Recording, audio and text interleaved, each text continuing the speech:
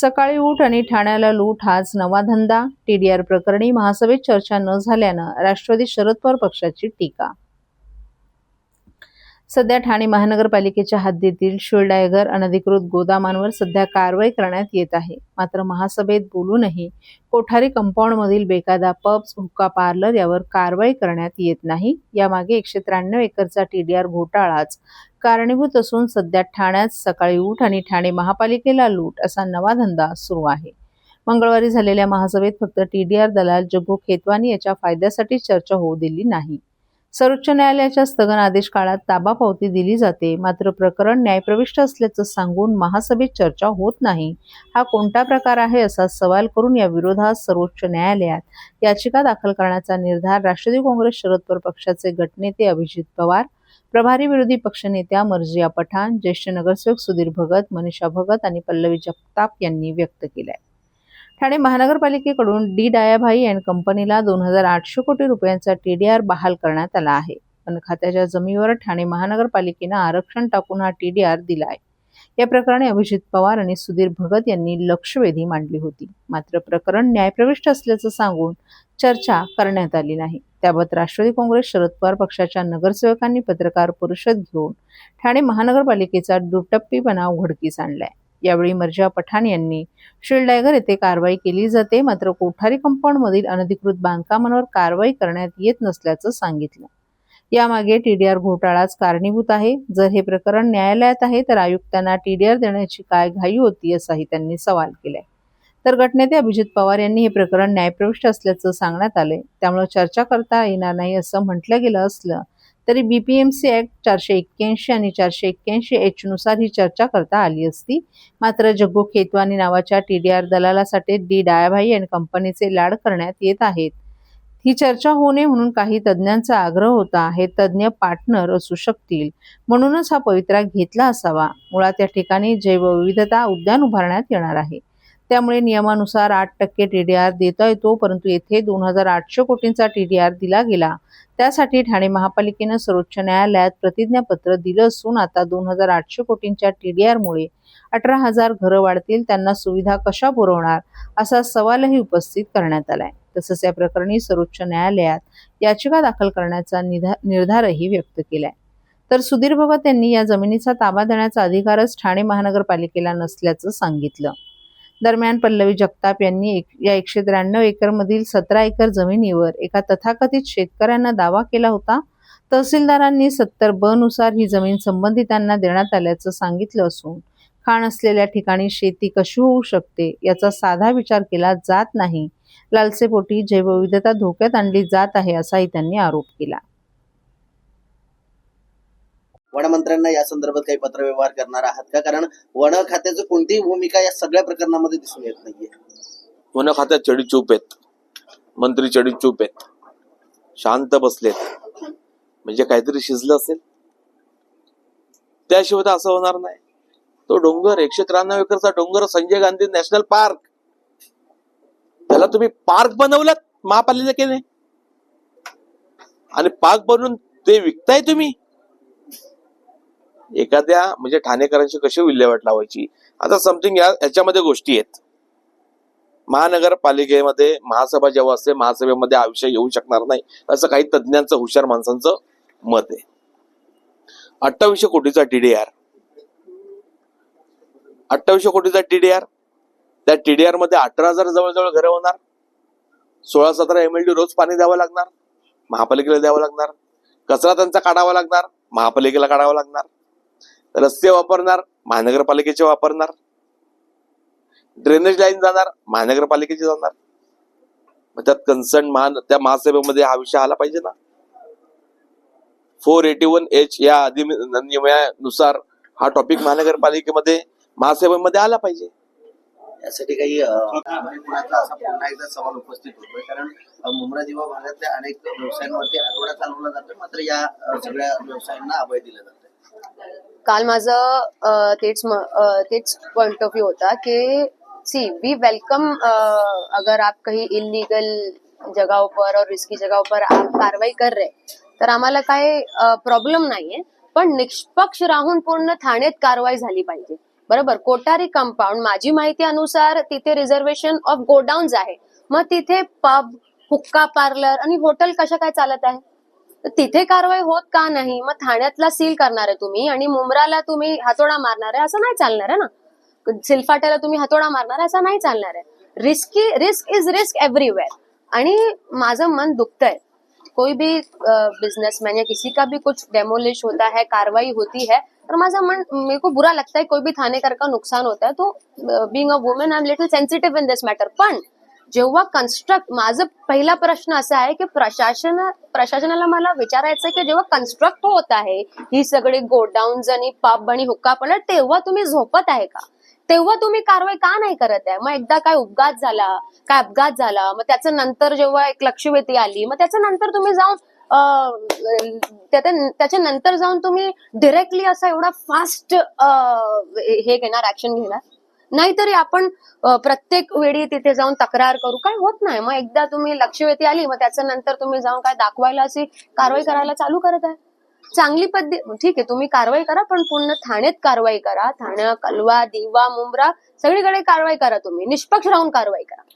पण हा जो विषय आहे हा सर्व नागरिकांना आवाहन करण्यात येत आहे की सध्या डासांमार्फत पसरणाऱ्या डेंग्यू या आजाराचा प्रसार रोखण्यासाठी प्रत्येकाने पुढील प्रमाणे कार्यवाही करावी. डेंग्यू आजार एडिस इजिप्ती हा डास चावल्याने होतो. या डासांची पैदास साचलेल्या किंवा साचवलेल्या स्वच्छ पाण्यामध्ये होते.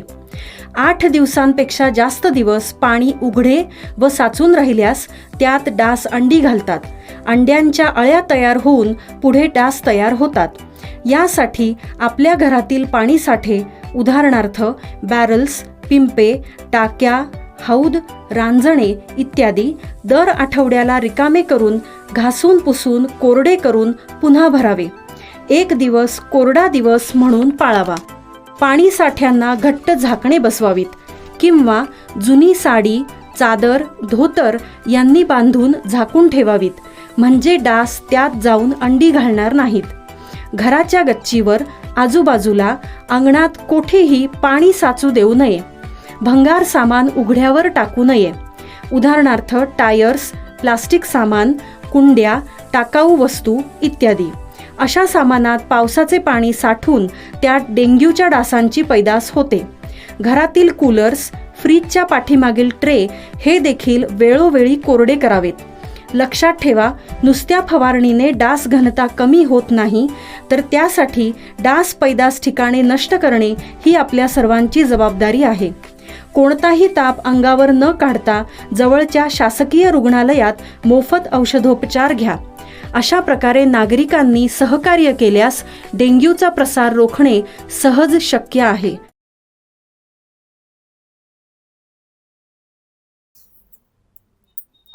ठाणे शहराला विकासाच्या नावावर भकास करण्याचं धोरण आखलं जात आहे. अमर्याद वृक्षतोड केली जात आहे. नवीन प्रकल्प आणताना ठाणेकरांना विश्वासात घेतलं जात नाही. परिणामी ऐतिहासिक शहर म्हणून ज्या ठाण्याचा जगभर डंका आहे त्या शहराची वाताहत होताना पाहणं अवघड असल्याने आपण ठाणे शहरातील नागरिकांमध्ये जनजागृती करून व्यवस्थेला प्रश्न विचारण्यासाठी वेकअप ठाणेकर हे अभियान राबवण्यात असल्याचं दयानंद नेने, राजेश कदम, मेघना शेट्टी, अविनाश चिटणीस, हिमानी वर्मा यांनी एका पत्रकार परिषदेत सांगितलं. बुधवारी ठाणे शहराच्या विविध भागात वेकअप ठाणेकर अर्थात ठाणेकर जागा हो असा संदेश देणारे होर्डिंग्ज लावण्यात आले होते. या होर्डिंग्सची जोरदार चर्चा ठाण्यात होती. हे होर्डिंग्स कोणी लावले याची चर्चा सुरू असतानाच आज दक्ष ठाणेकरांनी एकत्र येऊन आपली ओळख दिली. दयानंद नेने यांनी सांगितले की ठाणे शहरात विकासाच्या नावाखाली गेल्या काही महिन्यात सुमारे 10,000 झाडांची कत्तल करण्यात आली आहे. त्या बदल्यात किती झाडे लावण्यात आली, किती जगवली याची काहीही माहिती दिली जात नाही. रिंग रेल्वेच्या नावाखाली शहर पोखरून टाकण्यात येत आहे. खरोखर शहराला याची गरज असणार आहे का? ॲमेझॉन आणून ठाणेकरांच्या तोंडचं पाणी पळवलं जात आहे. मेट्रोच्या नावाखाली हायवे अरुंद केले जात असून सर्व्हिस रोड संपवून टाकले जात आहेत. या सर्व प्रकल्पात ठाणेकरांची मतंही जाणून घेतली जात नाहीत. ठाणेकरांना विचारात घेऊनच हे प्रकल्प राबवावेत अशी आमची माफक अपेक्षा आहे. यासाठीच आम्ही दबाव गट निर्माण करणार असल्याचं त्यांनी सांगितलं. हा दबाव गट पूर्णतः अराजकीय असला तरी आमच्यासाठी कुणीही वर्ज्य नाही. शहराच्या धोरणात्मक विकास कामात सहभागी होण्याची इच्छा असणाऱ्या सर्वांनाच आम्ही सामावून घेणार आहोत, कारण कर भरणाऱ्या ठाणेकरांना न्याय मिळाला पाहिजे अशी आमची धारणा असल्याचं राजेश कदम यांनी सांगितलं. दरम्यान आवाजावी खर्चाचे प्रकल्प राबवण्यापूर्वी ठाणे महानगरपालिकेनं जनमत जाणून घेण्यासाठी जनसुनावण्या घ्याव्यात. परिसंवादातून आम्ही ठाणेकरांशी संवाद साधावा अशी विनंती आम्ही आयुक्त सौरभ राव यांना करणार असून चुकीच्या प्रकल्पांना विरोध करण्यासाठी आम्ही सर्व प्रकारचे संविधानिक मार्गांचा अवलंब करणार असल्याचं मेघना शेट्टी आणि हिमानी वर्मा यांनी सांगितलं. यावेळी या फोरममधील गुरसीत सिंग, श्रीकांत बर्वे, हिनल जयवंत, लावण्या पाटील, अनिल शाळीग्राम, साहिल उदगुडे आदीही उपस्थित होते. आज आम्ही वेकअप ठाणेकर हे व्यासपीठ सर्वसामान्य ठाणेकरांसाठी उपलब्ध करून दिले, ही घोषणा करण्यासाठी आलोय. लोकांमध्ये कुतूहलता होती की वेकअप ठाणेकर म्हणजे कोण आहेत, तर हे चेहरे आज आम्ही तुमच्या समोर आणले. हे व्यासपीठ ठाणेकरांनी ठाणेकरांच्या चळवळीसाठी उभारलेलं व्यासपीठ आहे. इथून लोकांचे प्रश्न सोडवण्याचा पूर्ण प्रयत्न केला जाईल. नियोजन शून्य विकासावर प्रत्येक वेळी बोट ठेवलं जाईल, आवाज उचलला जाईल. जसं आपण म्हणालात की वाहतूक कोंडी, आज मेट्रोचं 4चं काम सुरू आहे, घोडबंदरला रस्ता रुंदीकरणची कामं सुरू आहेत, कोस्टल रोडचं काम सुरू आहे. एक प्रकल्प पूर्ण व्हायच्या अगोदरच दुसऱ्या प्रकल्पाची घोषणा, आणि नुसतीच घोषणा नाही तर त्याचं काम सुरू होतंय. त्यामुळे ठाणेमध्ये सातत्याने खोदकाम होतंय आणि मग ट्रॅफिक वाढतंय. तुम्ही हीच कामं नियोजन पद्धतीने का करत नाही आहात? एक प्रोजेक्ट सुरू नसताना दुसऱ्या प्रकल्पाची उद्घाटन करण्याची घाई का? या गोष्टी ठाणेकरांपर्यंत जाव्यात. आज नागरी वस्तीमध्ये अमेझॉन सारखं डेटा सेंटर येते. अमेझॉन म्हणजे लोकांना फक्त अमेझॉन माहिती आहे, पण डेटा सेंटर नावाचा प्रकार काय आहे, तिथे काय होणार आहे, तिथे किती पाणी लागणार आहे, किती वीज लागणार आहे, आज त्याच्यामुळे जी वीज जनरेट होणार आहे. आज लोडशेडिंग सुरू झाले, भविष्यामध्ये ठाण्यात लोडशेडिंग होऊ शकतं, पाण्याची टंचाई होऊ शकते. आज ठाण्याला 50 MLD जर पाणी कमी आहे आणि जर आपण MIDC स्टेमवर अवलंबून आहोत, भविष्यामध्ये वागडी इस्टेटमध्ये ज्या पद्धतीने MIDC वाढत चालली आहे, उद्या तिथून थोडंसंही पाणी कपात झालं तर ठाण्यामध्ये हाहाकार माजेल. आजही अनेक ठिकाणी उच्च घोडबंदर सारख्या शहरांमध्ये आपण बघितलं त्या भागात टँकरने पाणी मागवावं लागत आहे. तर आम्ही लोकांना याचसाठी जागृत करायला आलो की ही तुझ्या दैनंदिन आयुष्यात ज्या घडामोडी घडणार आहेत आणि ज्याचा तुला त्रास होणार आहे, त्या व्यासपीठाला एक हक्काचा आवाज देण्यासाठी हे व्यासपीठ उभं आहे. तुमच्या समस्यासाठी भांडणारं हे व्यासपीठ उभं आहे. तर तुम्ही या जॉईन करा आणि आम्ही तुम्हाला सांगतो तथ्य आधारित माहिती घेऊन आणि अभ्यासपूर्वक विरोध करणार आहोत. विरोध हा डेव्हलपमेंटला नसणार आहे, तर नियोजन म्हणजे डेव्हलपमेंटच्या आड जे चालू आहे आणि अनप्लॅन डेव्हलपमेंट जी सुरू आहे त्याला विरोध असणार आहे. त्याच्या पलीकडे जाऊन हा विरोध नसणार आहे. वाहतूक ऑपरेटरसाठी व्यावसायिक वाहने खरेदी करण्यासाठी सोपी आणि विश्वासार्ह कर्ज सुविधा. कर्ज मर्यादा 1 कोटी रुपयांपर्यंत, 5 वर्षांची परतफेडीची मुदत, आकर्षक व्याजदर. TJSB fleet term loan, TJSB सहकारी बँक लिमिटेड, भरोसे का बैंक, भविष्य का bank. Asset backed credit loan, व्यवसाय आणि आर्थिक गरजांसाठी मालमत्तेवर आधारित कर्ज. कर्ज मर्यादा 5 कोटींपर्यंत, 120 महिन्यांचा परतफेडीचा कालावधी. विश्वासार्ह वित्तीय भागीदार तुमच्या प्रगतीसाठी. TJSB asset backed credit loan, TJSB सहकारी बँक लिमिटेड, भरोसे का बैंक, भविष्य का बैंक. तुमच्या व्यवसायासाठी खेळते भांडवल, क्षमता विस्तार, आधुनिकीकरण आणि यंत्रसामग्री खरेदीसाठी विश्वसनीय ओव्हरड्राफ्ट सुविधा. कर्ज मर्यादा 7 कोटींपर्यंत, जलद मंजुरी, 120 महिन्यांचा परतफेडीचा कालावधी. TJSB ODS drop against property, TJSB सहकारी बँक लिमिटेड, भरोसे का बैंक, भविष्य का बैंक.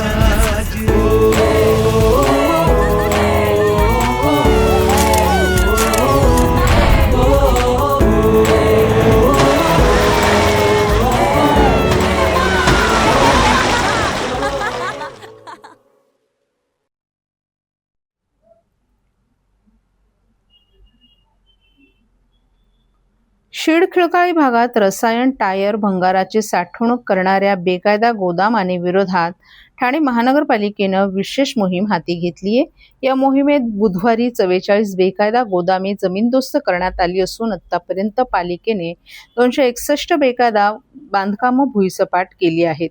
या कारवाईमुळे गोदाम माफियांचे धाबे दणाणले। ठाणे महापालिकेच्या नुकत्याच झालेल्या सर्वसाधारण सभेत शिळखिळकाळी भागातील बेकायदा गोदामांचा मुद्दा गाजला होता। या भागात भूमाफियांनी 1000च्या आसपास रसायन, टायर, भंगाराचे बेकायदा गोदामांचं नवीन जाळं उभारलं असून या गोदामांना वारंवार लागणाऱ्या आगींमुळे परिसरातील अधिकृत इमारतींमधील नागरिकांच्या जीविताला धोका निर्माण झालाय असा दावा शिवसेना शिंदेगड पक्षाचे नगरसेवक बाबाजी पाटील यांनी केला होता। या प्रकरणी त्यांनी कारवाईची मागणी केली होती।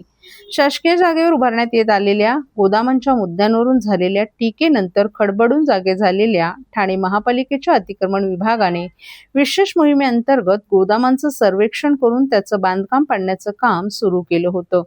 शिळखिळकाळी परिसरात भूमाफियांनी 830 बेकायदी गोदामे उभारली असल्याची बाब ठाणे महापालिकेने केलेल्या सर्वेक्षणात उघडकीस आली असून यामध्ये रसायन, टायर, भंगाराचा साठा ठेवलेली सुमारे 152 गोदामे पालिकेने जमीनदोस्त करण्याची कारवाई केली।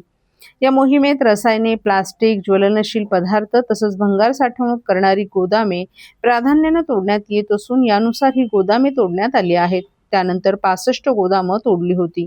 राजकीय विरोध झुगारून ठाणे महापालिका आयुक्त सौरभ राव हे देखील ही कारवाई करत असून बुधवारी पुन्हा 44 गोदामही तोडण्यात आली। आतापर्यंत पालिकेने 261 बेकायदा गोदामं भुईसपाट केली असल्याची माहिती उपायुक्त दीपक झिंजाड यांनी दिली आहे।